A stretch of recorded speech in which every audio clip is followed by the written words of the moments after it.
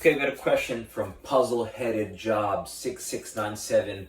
You're looking for some tools and some things that are going to help you take your game to the next level. You're also asking, if you don't make a certain team, can you still have a chance at playing at university when you get to the United States?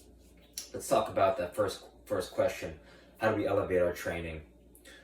Something that you might consider is checking out the TED Talk. It's called How to Breathe by Dr. Vranich, and I share it with almost every player who I interact with because, breathing is such a underrated and fundamental skill that not a lot of people spend much time thinking about as soccer players. And you do it thousands of times a day, subconsciously or consciously, and you could go maybe 3 or 4 days without food or water. You can go 3 hours in an unhospitable environment. You could maybe go 3 minutes without breathing. So it's one of the most powerful things that if you can master the skill, it'll improve your endurance, it'll improve your recovery. It's a skill that you could start to stack other skills, and I think it's one of the most important things to learn. So check out Dr. Vranich, that's Vranich, her TED Talk, How to Breathe. I think that's a huge one. Second thing you want to check out,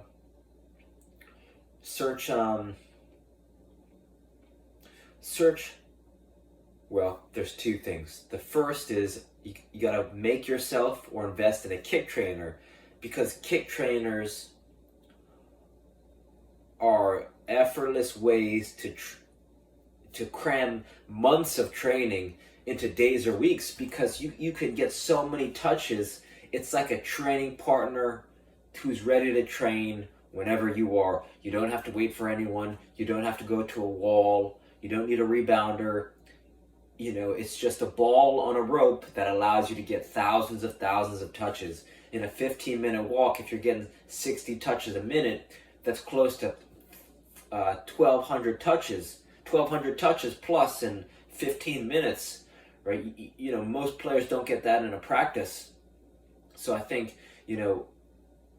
one of the cheapest ones online, I think it's around $24. It's the SKLZ Solo Kick Trainer. But you can make a kick trainer with some rope or some string and a size 1 or a size 2 ball. So it's you just got to get one in your hands and start using it. Doesn't matter what it is. The second thing you might want to check out is search how to make an RMT rope, and this is pioneered by David Weck. And the reason why it's so powerful is because for 10. You could make an RMT rope for like $10, right? You want to get some soft rope or some soft rope. You want your rope to be longer than you are tall. Some people like to put some knots in it, some people don't. But the whole point is that when you start swinging this RMT rope around, right? Just search David Weck RMT rope, and he'll tell you all about it. But basically, I saw benefits immediately. I noticed that using it, swinging this rope around and learning different patterns improved my juggling. And since it improved my juggling, it improved my dribbling, it improved my passing, my shooting. And I've been playing soccer for 27 years plus, and this learning happened just in the past 6 months. So I think about it, if I would have stopped playing or stopped learning new techniques, I'm like 10 times the player I was in college. And it's funny to hear me say that, but it's true, because I'm just so much, my movement is so much more dynamic. So if you really want to improve your movement on and off the field, you got to check out David Weck and search how to make an RMT rope. And David Weck says if you could only learn one pattern swinging the rope around, he says learn the alternating underhand sneak. So there's a whole bunch of videos online. So, you just spend a few minutes. You might have to turn. They say you gotta get very relaxed and put on relaxing music. Sometimes you have to turn off the audio while you're watching someone do this alternating underhand sneak, and then you'll be able to master it. You gotta stay very relaxed, lots of repetitions. Excuse me. Lots of practice. Something that is also helpful, you gotta invest in a size 1 ball.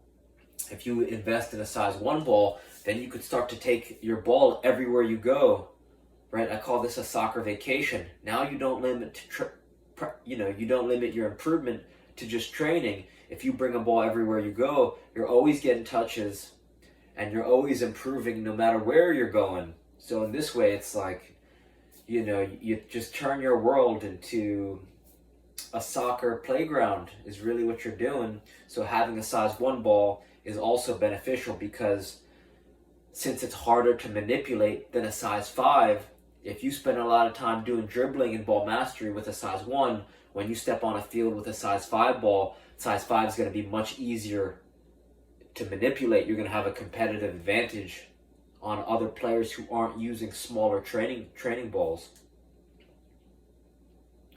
Another thing you want to consider adding into your daily training routine is spending a few minutes juggling different size balls. Smaller balls like a tennis ball or a size 1 is going to improve your juggling precision. Juggling heavier balls like a basketball or a weighted medicine ball, right? Like a 2.2 pound medicine ball, or dog toys, right? Juggling heavier balls is going to improve your power. When you start to juggle both light and heavy balls, it's really going to sharpen your touch and make you more dangerous on the field. They say not all the best jugglers are the best players, but all the best players are always the best jugglers. So you really want to develop a juggling habit if you don't already have one, and bringing a ball with you everywhere you go, tennis ball or a size 1, will help you with that practice.